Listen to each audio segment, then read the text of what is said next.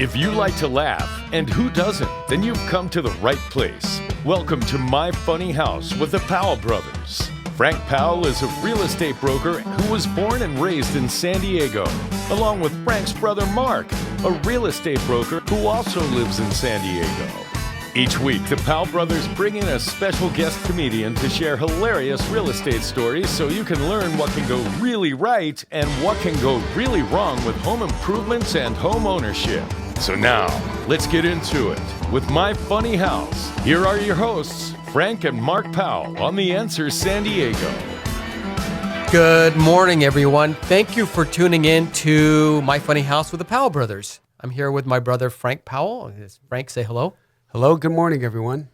We're here to give you some information on what can go really right and really wrong with real estate. And if you ever need to get a hold of a realtor or have any real estate related questions, be sure to contact us either by email, powellbrothersrealty.com, or hit us up on the phone at 858-922-7725. Right now, Frank is going to bring on our co-host. Hey, Maria, how are you? I'm very well. How are you? Good. That's Maria Herman out there, and she's going to be joining us. Very funny and beautiful woman. Frank? Well, and you are two handsome and gallant young men. We haven't actually met Maria in person, but I heard she's beautiful. Yes. And anyways, I want to just let you know that Maria is also the producer of Comedy Heights out here in San Diego, which is a venue for comedians. And we'll be able to talk about that at the end and how to get in touch with her. And also our guest, Jesse Egan, is also going to be joining us, and he's listening to us right now. How you doing, Jesse? Good. Nice to be here. Thank you for coming back. Jesse is not nice to not. I'm not there, but it's good to be somewhere. Right. You're not there, but we're all there, but not there in our little Zoom groups. We're all connected electronically. Hey, today I want to talk about, there's a lot of issues in real estate. Today we're going to talk about something kind of creepy and crawly, and that is termites. Oh, we love termites. Termites. I thought we were going to talk about politicians for a minute there. They're also creepy and crawly, but no, yeah. Today is termites. And why would we talk about termites in real estate? Because termites can cause thousands and thousands of dollars of damage to a person's home. And one way to eradicate termites is by putting a giant tent on your house and sticking in a bunch of gas and killing them. That's called a tenting or a fumigation for termites. Okay, before we kill the termites, let's talk about them. First of all, Mark, have you ever seen a termite? Yes, I have. They're kind of ugly. They're small. They're like, I don't know what kind of color. Were they yellow, white? They look like large ants, essentially. They look like large ants. They're hard to identify. Now, here's a weird thing about termites. When a termite is hungry, the colony grows wings. They fly. They swarm. They spot a house and they land. The wings pop off. They don't need them anymore. And then they dig a hole in the wood and enter your house. They eat wood. Yes, and you know what? You can eat termites. Did you know that? You can. It's gonna take a lot of termites to fill me up. Hey, what do you guys have? What do you think about that? Eating. I don't know.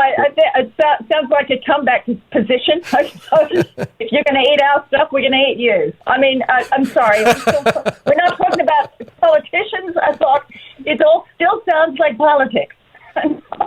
When your kids are hungry and there's no food in the refrigerator, you say, go eat a termite.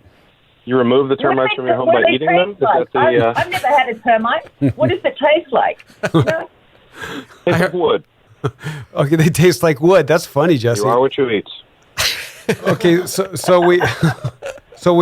the way you get rid of termites, you send Jesse in there and you eat the termites. Is that what Jesse's question was? I fly in, I eat the termites, my wings fall off, I burrow in. That's how that works. So if you see something flying over your house, it's Jesse. Yes, I don't know if you know this, but in San Diego, most of our venues have to be outdoors, so that's why I'm out here. I found this lovely place to broadcast from. It's so nice. And I am ruining a wedding. I don't know if you can see the Johnsons back there. They're doing it anyway. So okay, so here's an important thing. Termites at their wedding. You got a deal. You're going in there. You want to do a termite inspection. You call a guy. There's actually professionals out there that do termite inspections to make sure if there is any damage at all. There's two areas they look for. In the form that you fill out, there's a form that's called termite inspection, and one of them is called a Section 1 and a Section 2. Section 1 deals with your house, where you actually live, everything around your house, inside and outside. And the inspector will go around and check the eaves and make sure there's no burrowing holes and figure out where the termites are. Section 2 is anything that's not attached to your house. It could be a shed in the back, it could be a wood pile, but it also could be a deck. And if the deck is not actually attached to your house, you have to look, then that would be under Section 2. So even though sometimes you think the termites are going to be covered on the deck, make sure that Section 1 and 2 are covered to make sure you get that deck. You could say, we don't care about the wood, we don't care about the shed, but look very close at a patio cover or a decking to make sure if they're not attached, they're still responsible to take care, or somebody's responsible to take care of the termite damage, if there is any. Well, I just want to run this past Maria because we talked about this before. Termites can also eat clothing. Did you know that? What, now? Yeah. This could be a problem. Our audience is feeling itchy. Really? What kind of clothing? Well, they've been known to go into drawers because a lot of dressers are made out of wood. And so you can actually find your termites in your underwear drawer. Did you know I will that? not have termites eating my drawers. Oh my gosh. Terrible news. I don't think they're going to survive in Mark's underwear drawer. Jesse, what are you doing wearing wooden underpants? I know. It's a bad move, but I'm trying to keep my chastity. Swedish underwear. Well, I can tell you something about termites that may seem interesting. If you remember the movie Breaking Bad, they set up meth labs in homes that were being tented. I don't believe that you could actually do that, but the theory was, hey, who's going to smell this with all the fumes? So what do you guys think? You think tenting a house is a good thing to do, or are there other options? It seems really risky to possibly have the termites be on meth. I feel like they would eat the house even quicker at that point. So I think tenting might be a bad idea. What do you think, Maria? I don't know. I think if you were to fly in and eat the termites that had been on meth, it could be, double. You get a meal and a little high. I mean... So here's what you can do. If you don't want to have your house tented, there's a couple of other ways to do it. They can electrocute termites. They use some electrical charges and they go through the house. They'll find out where they're nesting and they'll electrocute them. Or you can kill them with orange oil. It's like pouring really concentrated orange juice on them. It's non-toxic, and your house will smell like oranges after it's done. I don't know if people were aware of that. There are options to tenting the house. Well, here's how it goes, really quick. If you decide to put a tent, there's certain things that you got to be aware of. If you have nice tropical plants around the perimeter of your house, they will die from the gas. They won't die right away. They'll die in about a week. So that doesn't look good when you hand the person the keys and you give them the house after the tent is off, you have dead plants all over. So make sure if you have plants that are susceptible, more tropical plants, you can cover them and tell the termite guys to make sure the tent is really close to the wall. Overwater them before you have the tent on to make sure they're heavily saturated. And the other thing is, there are burglars, Mark, who do go inside tents with gas masks. That is not, it's not uncommon. Really? And so, yes, so there are companies that will provide a camera to make sure nobody goes in there, because criminals aren't always smart. They may die a couple days later, but your TV will be gone. Wow.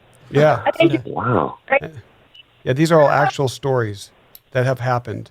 So Can you keep burglars out with orange oil too, or does it only work on termites?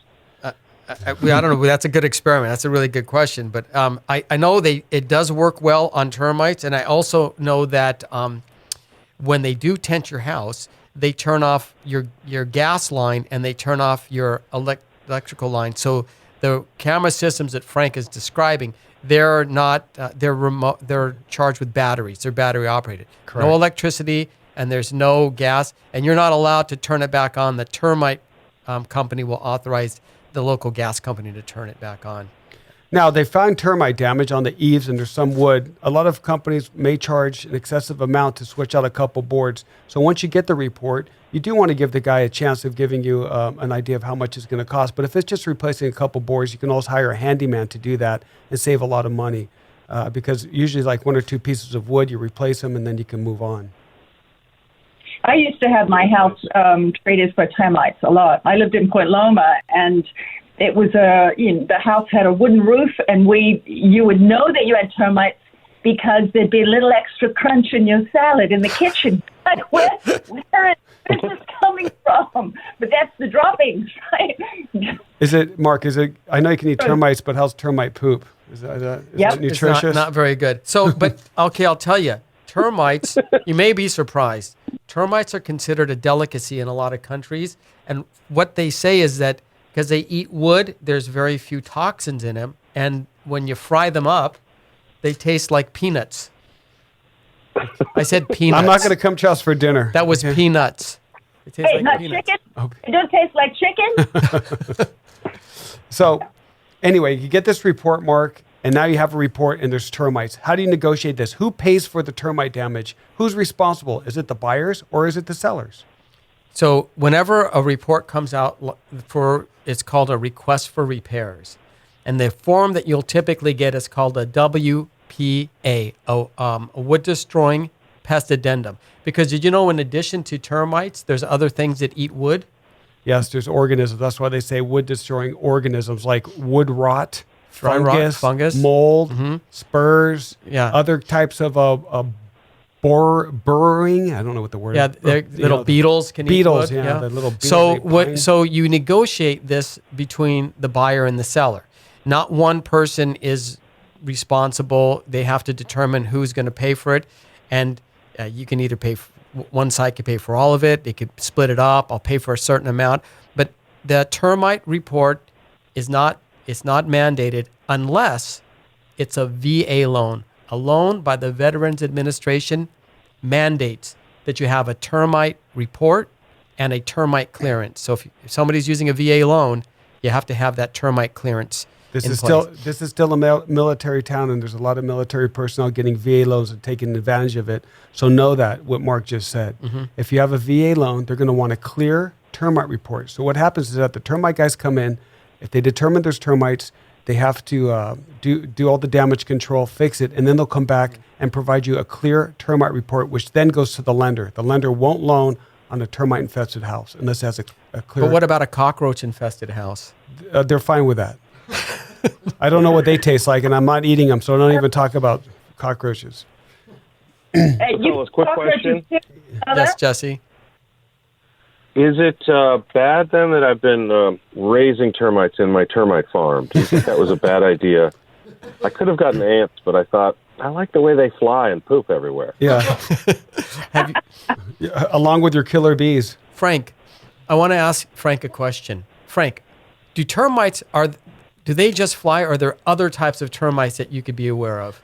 Okay, I know where you're getting at. There's 2 types of termites. There's the flying or swarming termites, and then in San Diego we have these ones that live underground, and they're called subterranean termites, and they're way more, they're not aggressive, but just more hungry, So what they do is they burrow up through the ground.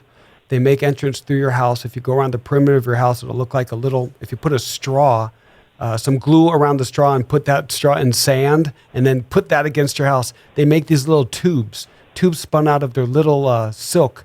I don't know if it's silk or not, but anyway, they have a tube and they go up and down, they get into your wood, and they eat the base of your house. So although you may not find them in the attic, you can find them crawling up. That's a different way to get rid of them. They have to drill holes about every 18 inches apart, about 3 foot deep, and then they put a little bit of poison down these holes around the perimeter of your house to take care of the subterranean termites. So it's a whole different method than getting rid of just the ones that die from the tenting. Yep, that's right. So there you go. Underground termites. Underground dwelling, termites. Not fun. They just sound like they could do a lot of damage. I mean, is this something you have to get ahead of? Should I go out there right now and start digging up the ground, or? Well, actually, what's now, fellas? Where you typically find these? Jesse, protect your wood. I'm out there jamming straws into the sand, and so far nothing. But I'm going to try.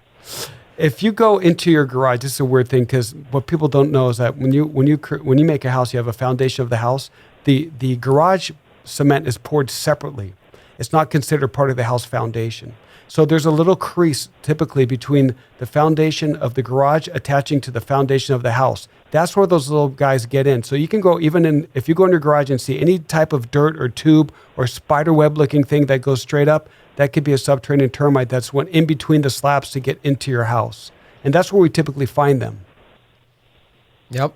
And they could be taken care of. So don't try to remember, disclose everything. Don't try to cover it up because they can kill those too. They'll core a hole in the cement about a quarter inch right through the cement and then put poison down there to kill them as well. So there's ways to take care of this. All you got to do is get a good, proper inspector to do it. That's correct. And so, yes, these termites Jesse, have never heard of trees. How about they just go to the forest and leave us alone? That would I be know nice. it's true. So, like Maria said, protect your wood. I think it has to be. I think it has to be dead wood for them to eat it. I don't think they eat live. Now, have you ever seen those shows on the Discovery Channel? You'll see these termite mounds that they build up out of mud, and the things are huge. That's in your area in Australia. Yeah, typically. Yeah. Do they have termites in Australia? Oh, we have everything in Australia. Yeah, and everything is poisonous out there. You know. Boy or kill you, we have it. We have those. Okay, so let me ask Mark a question. Mark, do you actually need a termite report to sell your house?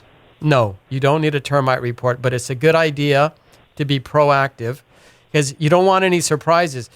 If somebody's going to put an offer on your house and they discover that there's termites, I've seen damage. I've seen $10,000, $15,000 worth of termite damage. Well, that's because also a lot of it's wood rot. Okay, so a picture of patio cover. The patio cover has holes in it. It's not going to fall anytime soon, but there's damage. So you go there to paint and there's all this termite damage. So that's where the price comes. So what they do is they go, hey, I need a new patio cover, and those are like 5 to 15 grand. All right. So that's another thing. So it can either be, yes, do something about it, don't do anything about it, reduce the price of your house, throw in something extra. So that's where the realtor does the negotiations. And that's why you actually pay a realtor the commission. That's where the negotiation comes in, so the deal goes through. You protect it all the way through. Go ahead, Maria. Can I ask you a question?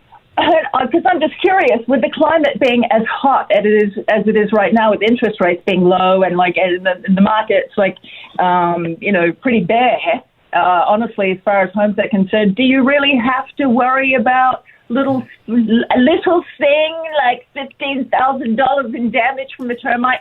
If another person's like, I'll take the house, like it doesn't matter. Currently in this market, it's a seller's market. So sometimes the sellers will go, yeah, I got termites and I'm not going to do anything about them. Take it or leave it. That's what they do. But the reason why we're talking about this is just another disclosure. You want to make sure you're aware of all this. And then you can say, yeah, I got termites. Everyone has termites and I don't want to fix it. So that's it. I'm still curious. What happens if you have termites and and then you don't say that you have them? Ooh. Well, that's where all the lawsuits come in. That's where mediation, litigation, arbitration come in when somebody doesn't disclose. So that's when the agents have to tell their clients, listen, no matter what you tell me is on the record. There's no off the record. There's no I'm not disclosing it. Disclose everything. People don't mind to hear about termites. They know they can take care of them later. You don't have to take care of them immediately. When was the last time anyone in the audience saw an entire house collapse due to termite damage? Probably never. Okay, so you could take care of those later, or you can leave them there, let them eat. A lot of times they go in, they eat, they leave. You don't have a live swarm. So it's not something that should make or break a deal, but it's something to consider if you want to get rid of them and hand them a house without termites. Because remember, the tent kills all bugs. It kills cockroaches, termites, spiders, all sorts of insects. So sometimes it's good it's a total termination of all crawling animals, and you may want to do that just to give them a clean house. But there's no guarantee, right? It's only guaranteed for like a year, and then it's guaranteed for a year, and they're going to be back no matter what, and everything's going to crawl back, and nature's going to take over. But this is just that one little negotiation that you want to seal before the title switches hands. Yep. Right, protect wood. There you go. Now, there's things you can do to prevent termites from coming into your house, and that is by having a pest maintenance company. You hire them, and they come around. But, I've always thought, and I want to get you guys' take on it, these guys are carrying, like, poison on their backs, like Ghostbuster. Don't you think that's a little bit dangerous? Like, what do you think? Well, not for me, but for their wives, maybe.